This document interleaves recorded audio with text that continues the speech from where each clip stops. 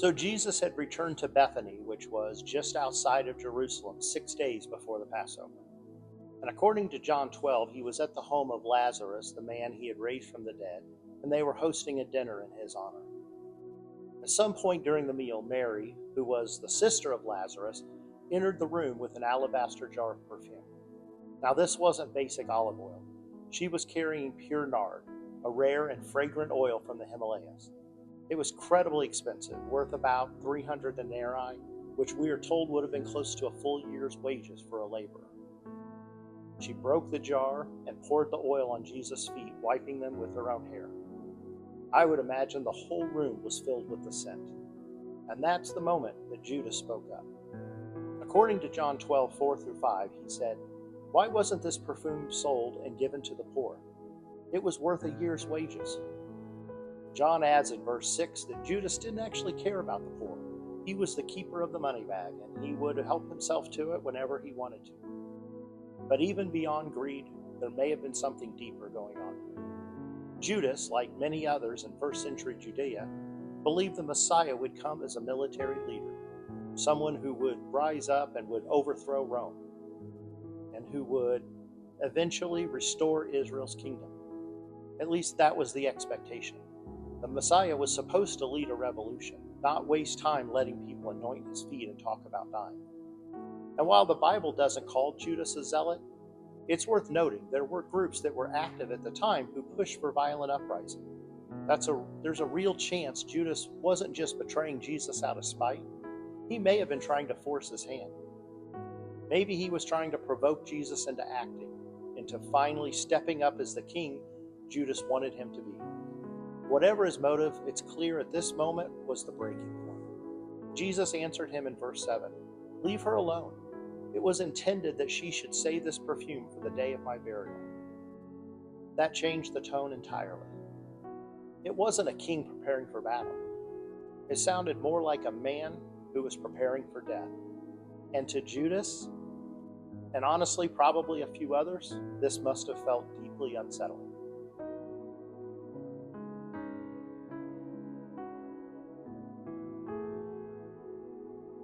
The very next day, Jesus entered Jerusalem. He rode in on a donkey, fulfilling the prophecy in Zechariah 9:9. "See, your king comes to you, lowly and riding on a donkey." You can just imagine the environment.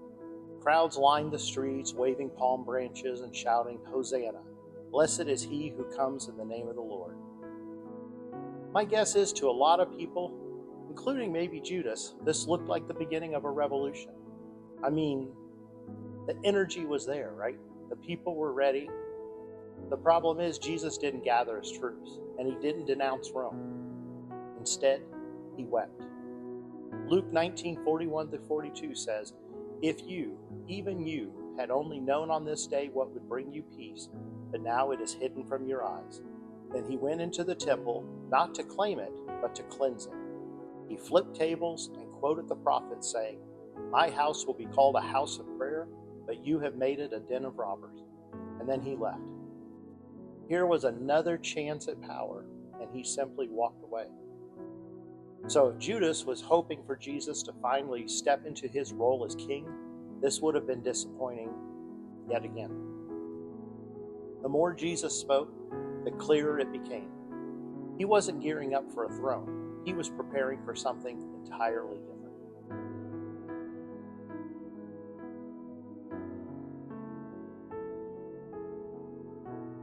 By midweek, Judas had made up his mind. Matthew, Mark, and Luke all record that he went to the chief priests and offered to hand Jesus over. Matthew 26:14-15 says, "Then one of the 12, the one called Judas Iscariot, went to the chief priests and asked, 'What are you willing to give me if I deliver him over to you?' So they counted out for him 30 pieces of silver." So that's not just a random number amount. That number mattered. If we go back to Exodus 21:32, we see 30 pieces of silver was actually the price of a slave. It wasn't just a payout, it was an insult. Luke adds in 22:3 that Satan entered Judas. But that doesn't remove his responsibility. Luke 22:4-6 shows that Judas met with the priests and temple guards agreed to a plan, and looked for the right moment, a moment without a crowd. And the leaders wanted Jesus, but quietly. And Judas knew exactly how to help them. So whether he was driven by greed or some twisted idea of forcing Jesus into action, Judas took the step.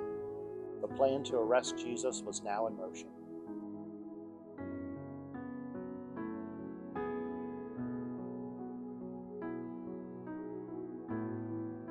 After the Last Supper, Jesus took his disciples to Gethsemane, a garden at the base of the Mount of Olives. The name means oil press, a place of crushing. And in many ways, this was that moment. Luke 22:39 tells us Jesus went there often. But this night was different. As Jesus prayed, Judas was finalizing the betrayal. Matthew 26:47-48 says Judas, one of the 12, arrived, and with him a large crowd armed with swords and clubs sent from the chief priests. Now the betrayer had arranged a signal. The one I kiss is the man. Arrest him. I think it's important to know the kiss.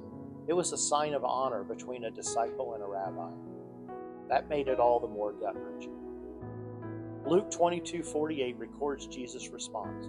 Judas, are you betraying the Son of Man with a kiss? And just like that, Jesus was arrested.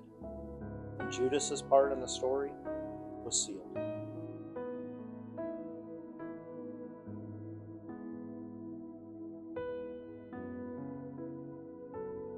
Judas had every outward sign of a disciple. He followed Jesus for 3 years. He witnessed the miracles. He heard the sermons. He was trusted with responsibilities. He blended in with the others well enough that no one suspected him at the Last Supper. But as close as he was physically, he was never fully surrendered.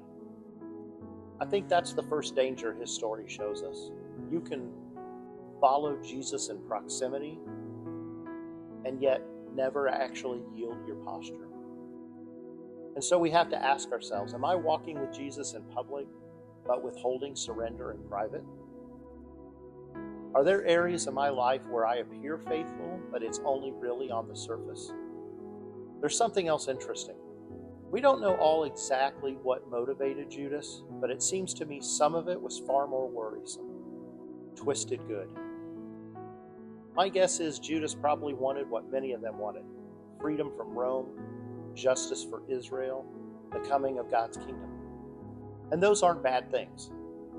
But Judas wanted them on his own terms.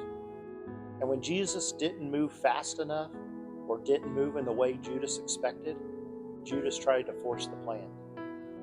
And I think that brings us to the second danger. Even our good desires can become toxic when we turn them into demands. Are there places we've taken good desires and twisted them into ultimatums? Or we tried to force God's hand when he seemed too slow? And you know, it's interesting. Judas wasn't the only disciple who misunderstood Jesus. Peter did it too. And so did Thomas. And at some point or other, they probably all did. But misunderstanding Jesus isn't what destroyed Judas. It was what he did next. He acted out of his frustration. He made the deal. And when regret came, he didn't return to Jesus. He walked away for good. That's what separates Judas from Peter. It wasn't the mistake, it was his decision to never come back. So I would ask yourself, what do I do with my spiritual doubts and disappointments? Do I bring my confusion to Jesus, or do I just try to solve it behind his back? Judas' story is a tragedy, but it's also a warning. You can walk with Jesus and never actually trust him. You can hear every word he says and still choose your own plan. And even your very best intentions, if they're not surrendered, can lead you in the wrong direction.